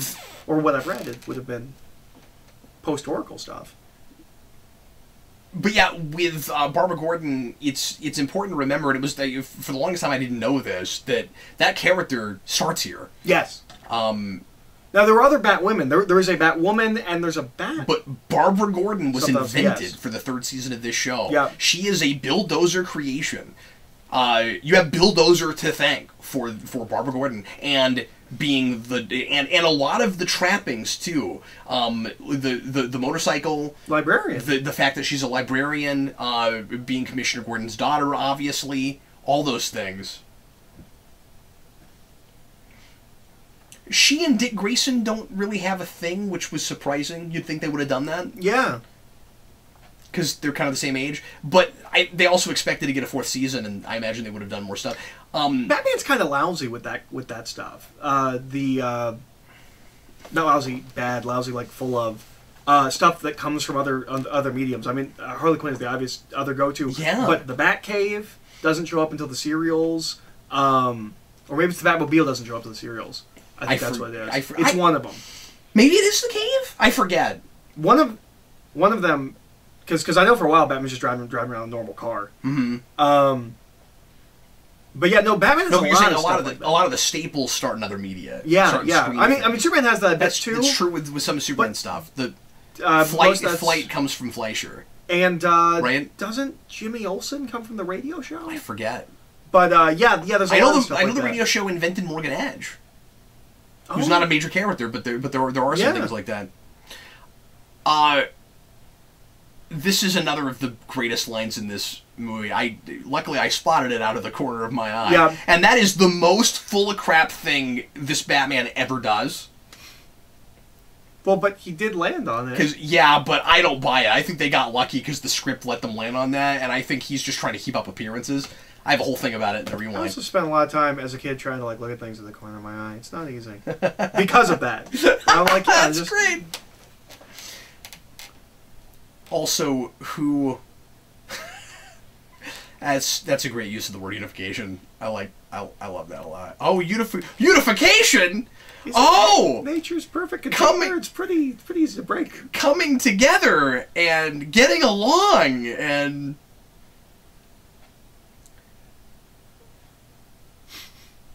They gotta do the bat running, right? Is it because it's rush hour? Is that why it's not this time of day? Yes. And look how many people there are. And luckily they're in tip-top condition. Yeah, but they should have just gone along the street because they have to go through all these people and. They should make one of these that you can put in like a fish tank. Yeah. Because it's clearly a toy in a fish tank. Yeah. No, you're absolutely right. I just love that look where he's like, oh my god. What are you doing? I'm a pirate. He's a penguin. You're crazy. They linger on him way too long, and I love it. I also love that that's rear projected. He looks way more out of breath than Batman. Yes. Which is hilarious because... He's probably in better shape. But yeah, I don't know why he was... I think he was just trying to look intense. I don't think he was actually that out of breath. I think he was just like, I'm being intense. But he was a gymnast and a martial artist, and he looks like he's about to fall down and die next to Adam West right now. Look at that! It's great. I don't know why they couldn't have just put that on a dolly and actually shot them running in the street instead of rear projecting it. Especially for the movie. Whatever. Did you say Hecate? I do think Joker with a mask does look kind of cool. Cat's name is Hecate. That's interesting. Yeah. That's a witch goddess. It's one of Hellboy's enemies. Oh, okay.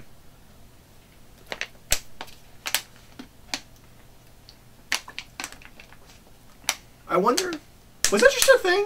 Because a bunch of old Disney movies, the cat's named Lucifer and stuff like that. It's because cats are traditionally associated with evil things. It's just not a thing we really do that much anymore. This always cracks me up. The gas gets nowhere close to his face, but it knocks him out anyway. It's this far away right from on him, though. Yeah. No problem at all. Oh, that's cool. And then they're going to land on each other's shoulders. And then he's going to go... And then he's going to push them apart, and then they're going to come back the other way onto each other's shoulders. It's great. Oh, no, he goes under, and then Batman or someone does that. I forget. This is not a movie. No, that's right. He does it coming back the other way. That's what it is. So cartoony. That's not how people work. I was going to mention earlier with the. That reminds me with the bomb scene. That's the abandoned elevator. Does it say that? It says abandoned elevator. Oh, that's great. Why did they use it? They're crazy people. Maybe they didn't have that sign on the other side. It doesn't say broken. It just says abandoned. No one's. But it's a building we're using. Why would it be abandoned? Anyway, in the bomb scene, I thought it was a really interesting choice to lay the music out completely, considering how totally cartoony that was. Like, if that was an old Warner's or Disney cartoon, that would be one of the scenes that would have been most orchestrated. And we laid the music out completely. Partly because we do so much with sound effects in that scene. Yeah. So, like, if you had the... I think the main reason there's no music in that scene is because of the marching band. And then the reason I brought it up here is because then Penguin is doing that thing, and we are orchestrating that like a cartoon. And when the two guys come back and hit each other's, shoulders, you hear that... Like, their Riddle is scoring it that way.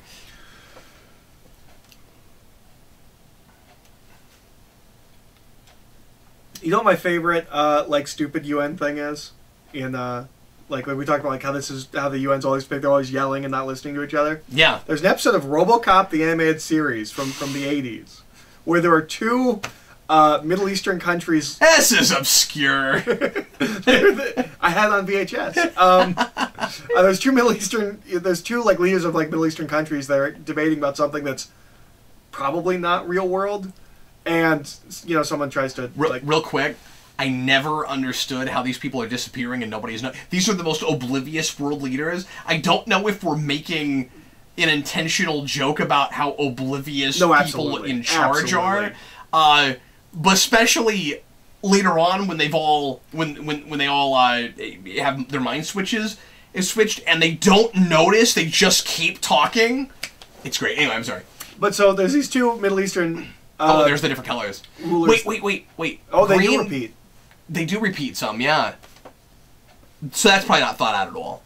But don't know. There's these two Middle Eastern leaders that they're arguing, and RoboCop's supposed to make sure that these peace talks happen, and it's the most apolitical argument that these two people could be having because they don't actually want to talk about politics on a kids' cartoon, and then you get to the end of the episode, and RoboCop saves them from being assassinated or something, and the one guy just goes, "All I want is to have my trucks go through your country to get to my country." And the other guy goes, "That's all you want? We can make that happen." That's awesome. I just want to have two people across from the room from each other where you don't know what political party they're from, and they never tell you, and one just goes, "My party's better." "No, my party's better." Sports teams too? Yeah. Like the Weird Al song.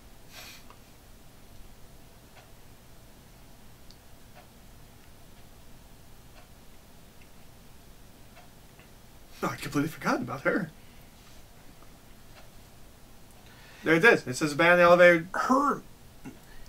The big difference between Newmar and Merryweather is Merryweather is a lot more overstated. Like Newmar is really intense, but she doesn't yell a lot. She's a lot more kind of reserved, and Merryweather is taking her cues a lot from the guys in this, I think.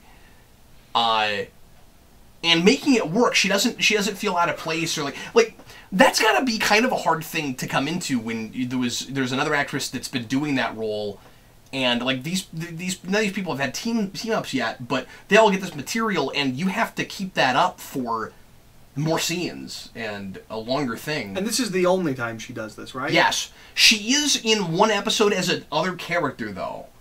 Why wouldn't you want to show up for the movie? I forgot. I think Newmar might have had a scheduling conflict with some other thing. It'd be because she, of course, keeps coming back after that. She has more episodes after this than she does before. And that's always the way. She was probably in a movie or something. But there is kind of an homage to the Kitka thing in the episode she's in.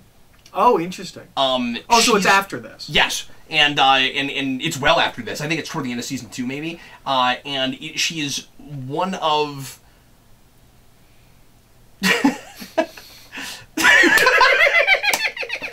That's the best. That's the best. She is a hench chick for King Tut, but against her will. So like she's just like a regular citizen, but he forces her to be like a princess or something. Mm-hmm. And toward the end, she and Bruce Wayne have kind of a thing together, and she invites Bruce Wayne into her room, and he doesn't go because he's because he doesn't want to be distracted by interests of the flesh and stuff, and so he leaves. But that's all clearly a callback to this. And it's like Bruce Wayne found like the real good Miss Kitka, and still won't go through with having a relationship with her because he can't have a personal life, and it's kind of sad in the context of this. It is great. So they're just playing about the Batboat, which makes me think of something completely unrelated, but I'm going to talk about it anyways, because why not? All of this goes on way too long. Yes. When he starts shooting the bat cannon, it all goes way too long. Yeah. But there's this Mad Magazine gag about like fanboys and like complaining about things, and there's one that is a guy complaining that Penguin claims to have always hated the bat signal, even though the Penguin was introduced like 3 issues before the bat signal. That's really funny. I don't know, it just made me think of that because he was complaining about the boat. Now, the rib projection here looks really good.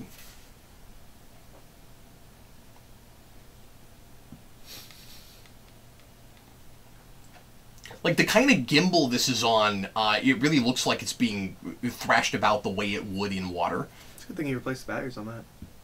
Right. Oh, look, it is lighting up now. Oh, yeah. The only thing it doesn't have is that over thing. It has the 2 prongs, but doesn't have the... Maybe that's added later in another episode or something? No, I mean, they use it for have other it here. things. Oh, you mean the R's? Yeah. Maybe it looks different in a couple episodes, I'm not sure. I do not know. Because that thing is such a close replica. Yeah.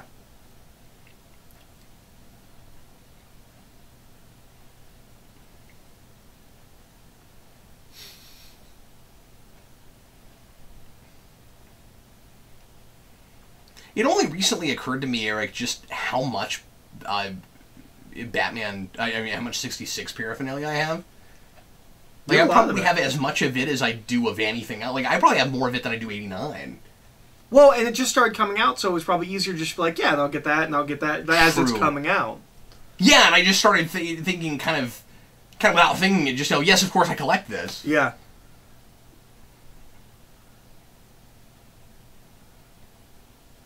I like that's in the shape of the mouth, because it's in the mouth. Yeah.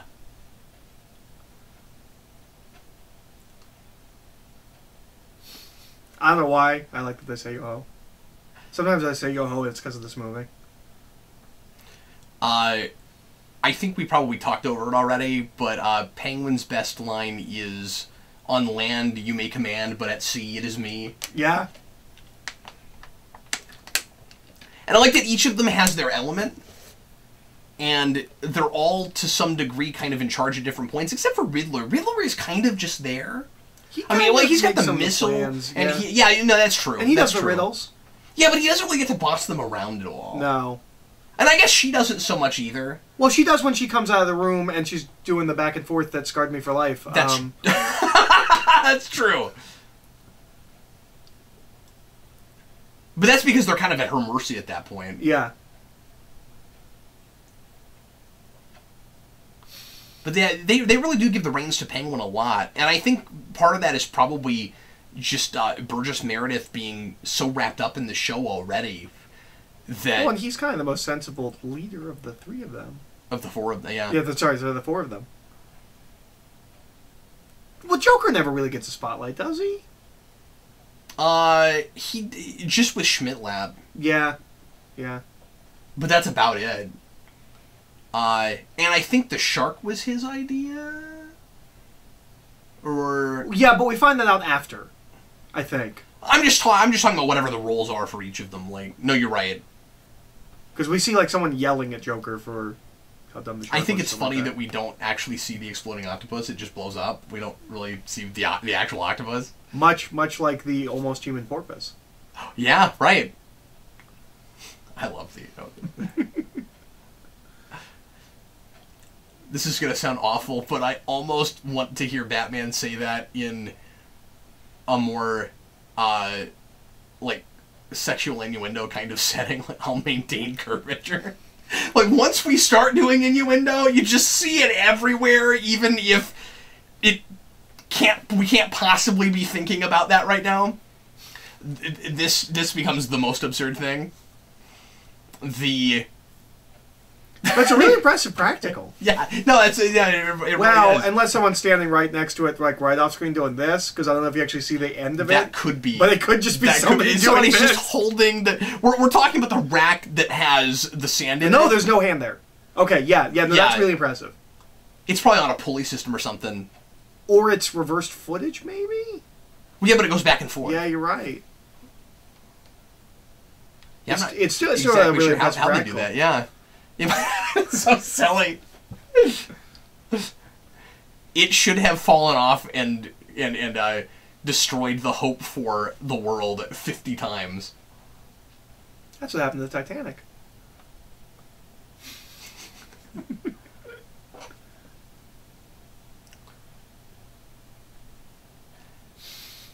I think that was probably an ad-lib too.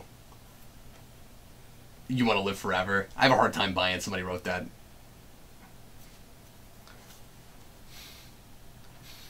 In fact, most of that scene might not have actually been written. Hard to tell, but... How do you feel about Romero as Joker? I mean, I grew up with it. So I don't know. I've always liked him. Everything I have to compare it to came afterwards. You know, and so just like within the context of this, to be perfectly honest with you, I think he has a lot of fun. I think it's a little generic. I think it is. Well, I think the biggest problem, and the movie highlights it, Gorshin is a better Joker than he is, and he's got a better laugh. Yeah, which is one of the biggest things. Is I think Gorshin has a way better laugh than Cesar Romero. At least the villain laugh. I've never heard Cesar Romero's actual laugh. Yeah, I don't know if I totally. I don't know if I totally buy the idea that Gorshin's a better Joker. I think he's more interesting to watch and more fun, and so the Riddler kind of takes the stage away from the Joker. But he has all of these things that like he's really manic, he's always laughing, and he plays Riddler like I would imagine Joker. He's more meticulous than Joker though. He still has that like I always have a plan. I've always got everything figured out. Yeah. He doesn't. But that's the writing, not the performance. No, true. But he's playing it the way he is partly because of the writing. You know what I mean? Like, I guess what I'm saying is I don't see him as unpredictable like the Joker, and the way Gorshin's playing it is. I mean, he can be unpredictable, but because he knows what he's going to do, not because you do. You know what I mean? Mm-hmm. Like, the Joker could do anything at any moment, and they are still kind of, to some degree, trying to do that in this, but yeah, I think their Riddler is more captivating than their Joker. You know what's weird? As a kid watching this, we don't do the words until this fight. Yeah. That was weird. What, just that we haven't done it yet? No, because if you're watching this as a kid, you have no expectation of that. Yeah. We're not doing it the whole way through. It just comes up out of nowhere. I think that's because this is supposed to be, like, the big epic climactic fight. Mm-hmm. And you often will have Batman episodes where you don't really have the words until a big fight at the end. Mm-hmm. And so I think that's what they're doing. But usually if you have a big... In fact, I think always when you have a big fist fight, mm-hmm. you do have the words. What does that thing do? It's a harpoon gun. Oh. And Because it's like hooked. What I've always wondered about it is if the back of it looks like a question mark on purpose, or if that was just a happy accident. Because it looks like a question mark. Mm-hmm.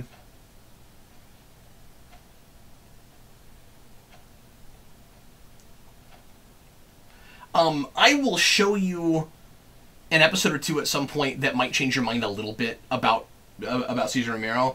And, I mean, I don't dislike him, but I think generic is there are places where he's less generic, though. Like, I do think it's the writing more than it's the acting. Okay. And as we're talking about it, like, I think maybe you're right that like the things I'm saying about like the Riddler not or Gorshin not really doing a Joker, it's more in the writing, maybe. But like I said, like I see where you're coming from there.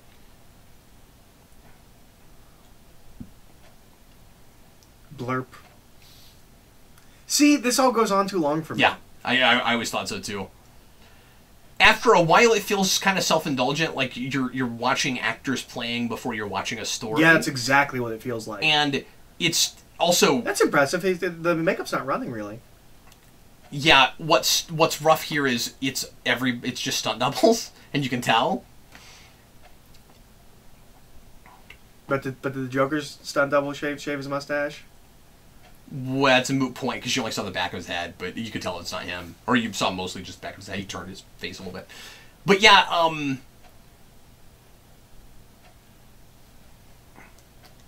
this bit with the flashback. That's a 90s Spider-Man joke. The flashback here is kind of amusing because she doesn't know he's Bruce Wayne, and so she's got to be wondering, why have you stopped everything now to look off and like think about something? Yeah, he was just in water. Oh, is that what that is? Okay. Yeah, they all just got drenched because they fell out of the submarine. Most things don't bother keeping continuity with that. Yeah, I think he's all wet there. You're right. But they would have to be because they got submerged. If they didn't keep that continuity, even for this, it would be ridiculous. That's a word I can't use with this, but yeah. It would be compromised. What does she think is going on right now? This just reminded me of a bad breakup I had recently. This is self-indulgent, but for Batman. Not for the movie, just for Batman. Just for Batman.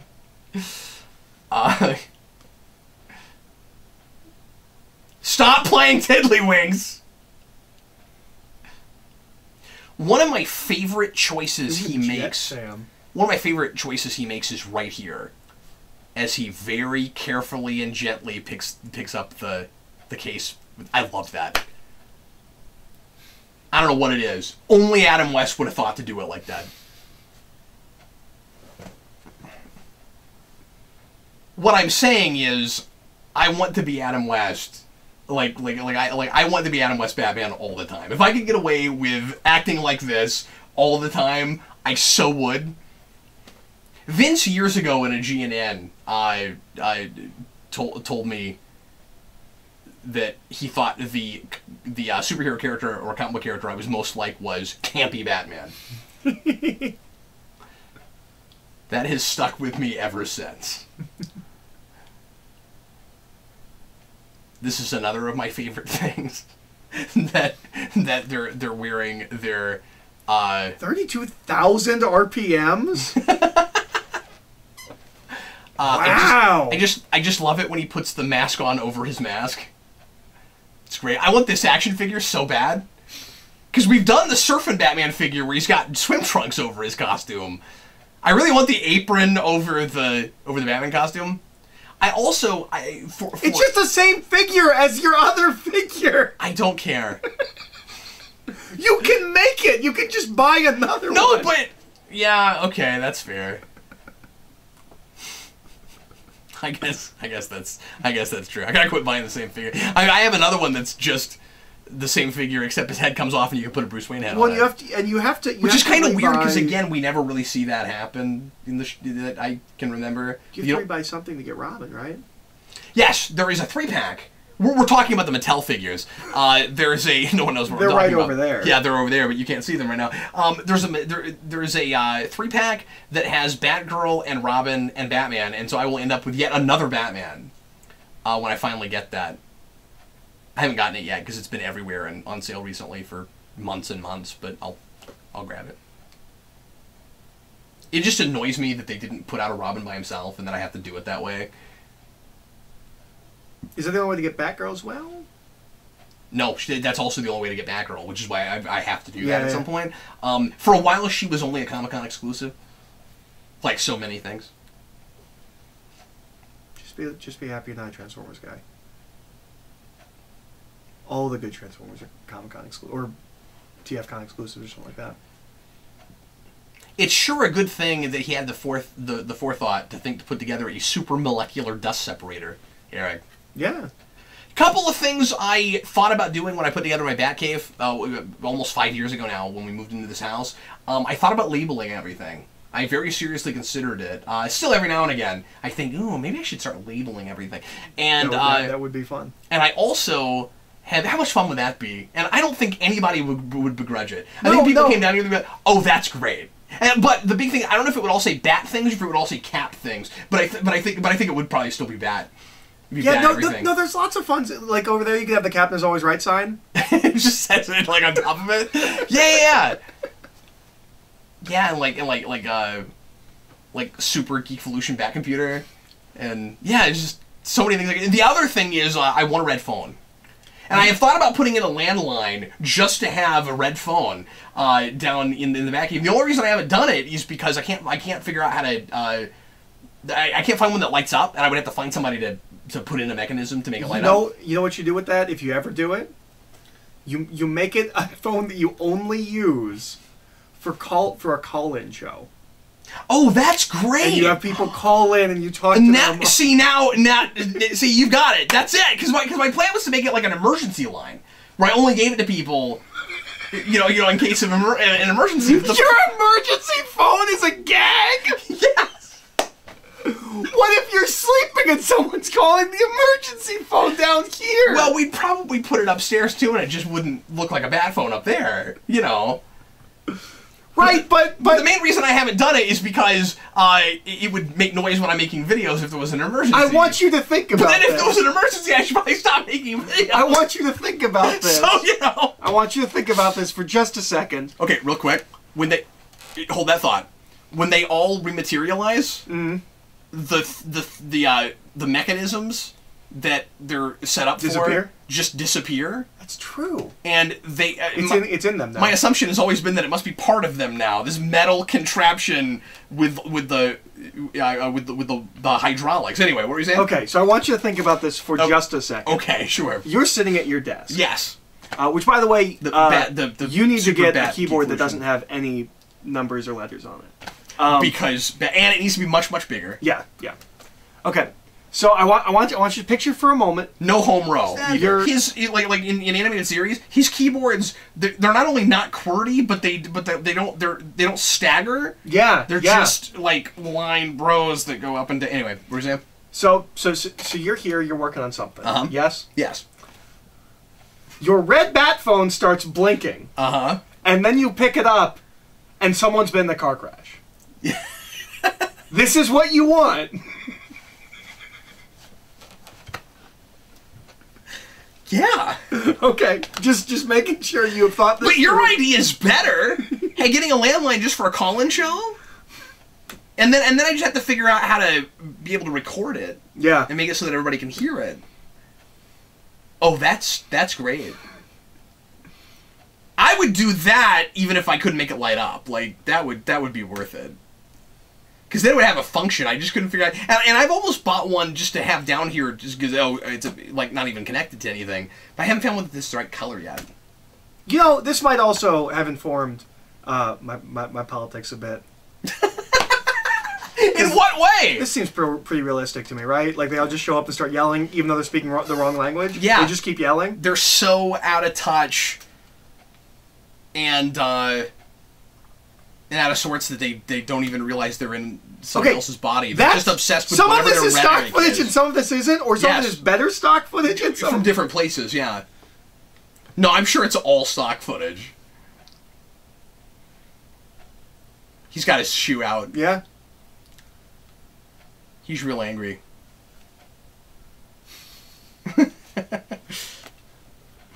And they're all, that guy kind of looks like Mel Brooks. Massive ethnic stereotypes.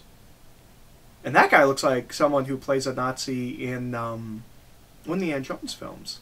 I don't know if it's the same guy or not, because that would be like 20 years later, so. But he looks a lot like him.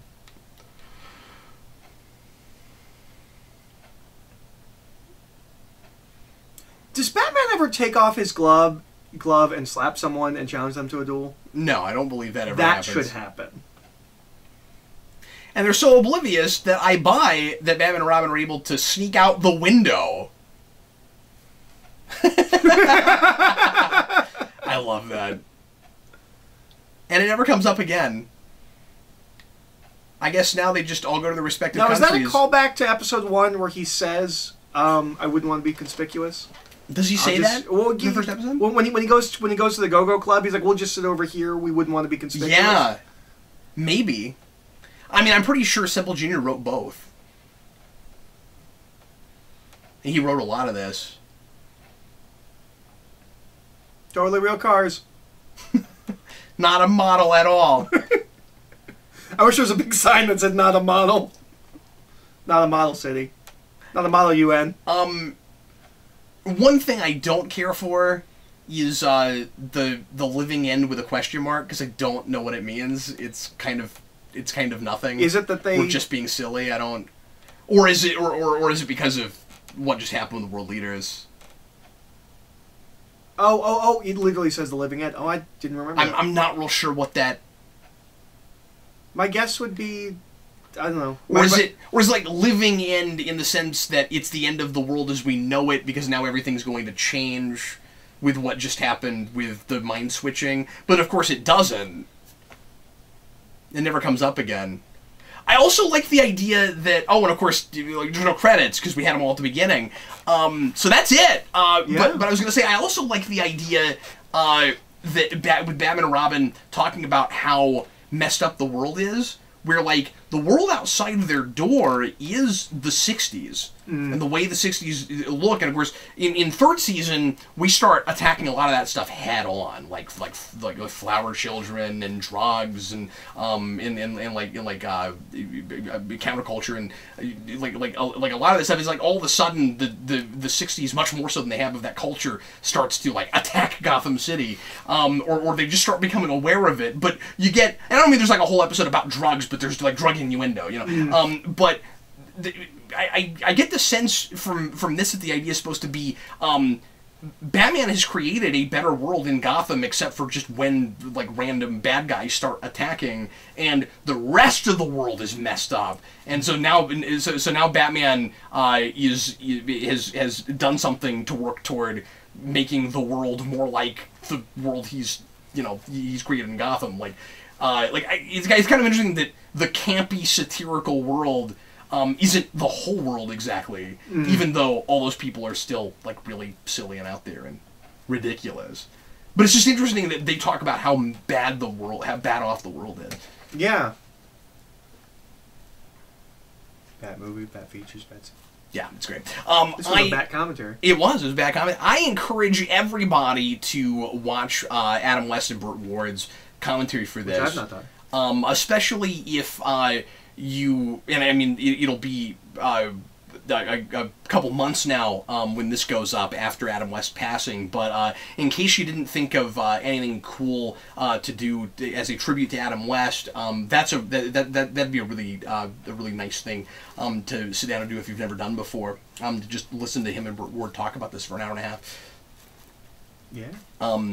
And they're just absolutely hysterical. It's wonderful. But anyway, so that's it. This went pretty quick. Like I'm with you. It didn't feel as long as we were talking. It's over longer than it should be, but as we're talking over it, it doesn't feel that way. I agree. And I realize that in this period, our pacing in general is maybe more lackadaisical, but yeah, but it doesn't feel like that. Like I watch movies from the 60s. It doesn't. There's something wrong with the flow of this movie. I don't know exactly what it is.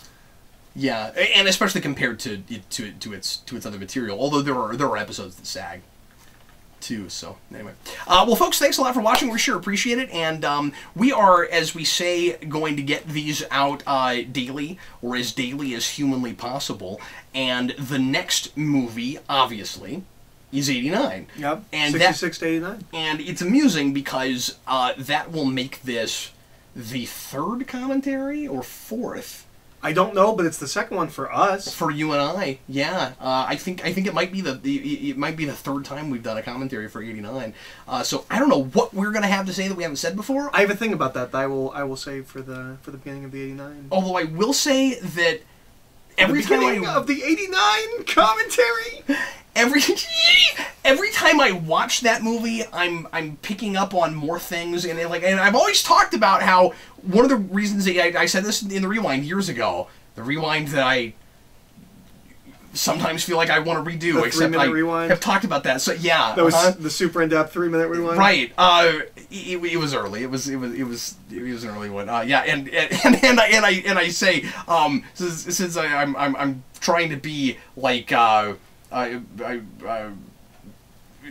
like now that I'm looking at this with a real critical eye, it's a 3.5. Yeah, I wasn't that critical, turns out. But anyway, no, I always talk about how the thing that's great about that movie is you pick up on something new every time you see it, and now I'm picking up on things that aren't working every time I see it in a way I never did before, and it kind of hurts my feelings a little bit. Like, I still love it, but it's more and more for nostalgia reasons. Like, we'll talk about it.